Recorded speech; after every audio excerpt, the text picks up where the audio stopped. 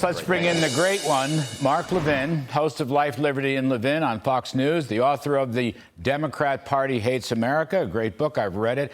Mark, thank you for this. What are you thinking here with this insane Hunter Biden trial?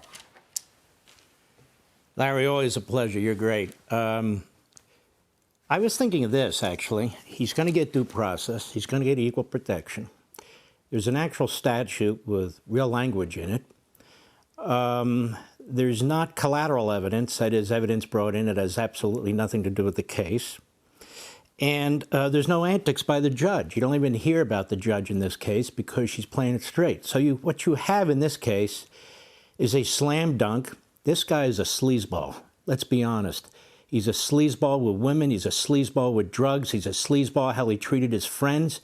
He's a sleazeball how he sold out our country for as much money as he could possibly get. He's covering up for his father. Now he's in court because the deal that he would not sign on to and his lawyer wouldn't sign on to, which was a sweetheart deal by the United States Department of Justice, he was so cocky that he should have signed that deal, but they got angry in court, and now he's really in this trial. And I don't know about you. I've bought 5 or 6 guns. I filled out that form. It's very clear under penalty of perjury you're filling out that form. And they make it clear, and they send it into the government. You got to wait a half hour. I go to these NRA conventions, and you get it back, and I'm approved each time, obviously. But he would not have been approved, and he wanted a gun, so he lied. And then the other thing about the gun is his ex-wife there, she found it because he threw it in a trash can. As I seem to recall, it was in the vicinity of a school. This is no joke. Mr. Gun Control is Mr. Biden. His son is a perfect example of the problem that we have with guns. Not law-abiding citizens, but people who lie. And you can make as many damn forms as you want. And if you don't check the right box, it's possible you may get the gun, you may commit a federal offense. And I've heard some prosecutors say, I never prosecuted this case, this kind of case. Well, shame on them. That's the problem. Prosecute under the damn gun laws. We don't need new gun laws. And this guy is a perfect example of the problem. It's a slam dunk case. You know, Mark, one point here. I hear everything you say, and I agree. But look you talked about the judge before, Noriega. She was a Trump-appointed judge. She was the one that obviously broke up this insane plea deal, which would have let Hunter Biden off of any of this stuff and wouldn't have had to go through a trial. Comparing this judge, a Trump appointee, to the sham judge Merchant in New York with the Bragg trial, it's like day and night. And you're the lawyer, not me, but I think it shows you can have a good courtroom. You can have a good judge. You can have somebody that abides by the law. What you think? Well, the issue is whether the judge is ideological or not. And people need to understand, and you understand this. In the Reagan administration, I was involved for a period of time in the appointment of judges, making recommendations for judges.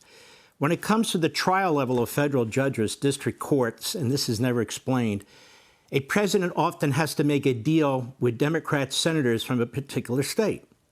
And so people say this is a Trump-appointed judge. Well, maybe it was a Trump-appointed judge, but you have 2 Democrat senators who can put holds on other district court judges that are up or candidates for those judgeship unless the president cuts a deal. So we did during the Reagan administration. In New York, for example, we would want 3 of our guys in, but we had to agree to maybe 1 of their guys. And their guy was considered a Reagan-appointed judge. It doesn't happen at the appellate level. We said, no, we're not cutting any deals. It certainly doesn't happen at the Supreme Court level.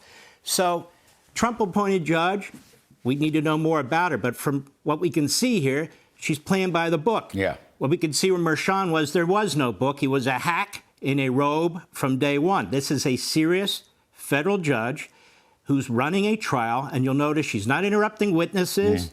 You'll notice she's not playing games, that she wants the testimony to get out.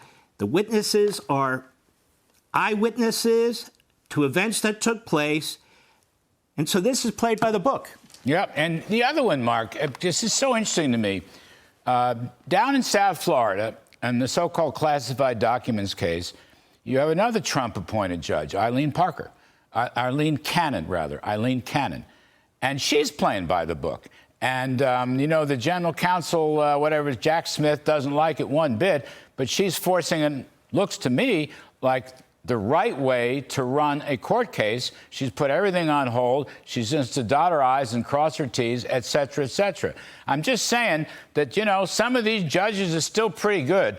The American judicial system has been battered, and the confidence has plunged under Biden. But nonetheless, there's got to be some hope someplace when you appoint good people. Well, they don't appoint good people. That's the problem. We've got judges throughout Washington, D.C., most of whom were appointed by Obama, Clinton, and Biden. It's a disaster. If the case in South Florida were in Washington under Chutkan, none of these motions would be taken seriously. These are cases of first impression. They trigger constitutional provisions that have never been triggered before because Jack Smith is way out of his lane. He's raising issues that of first impression. So the judge wants to understand. When you have two former attorney generals signing onto a brief that says this appointment of Smith was a violation of the Appointments Clause, and she's trying to understand this complex issue, that matters. When you have a prosecutor that says, no, we're in a hurry, say, well, hold on there, pal. You're not in charge of this courtroom. You're not in charge of justice. You're one party. Or when you have a prosecutor who says, you shouldn't release information about the classified documents. I can tell you, Larry, we had to cut a lot of deals with a lot of very nasty spies at the Justice Department because you have a right to a public trial. And if you're trying somebody about classified documents, you got to be able to present the classified documents and discuss them, including in public, which is why this case, yet again, that Jack Smith brought is outrageous in many respects. Yep, got it. I'm just glad that Cannon's the judge. Anyway, thank you, Mark. I'm sorry we don't have even more time.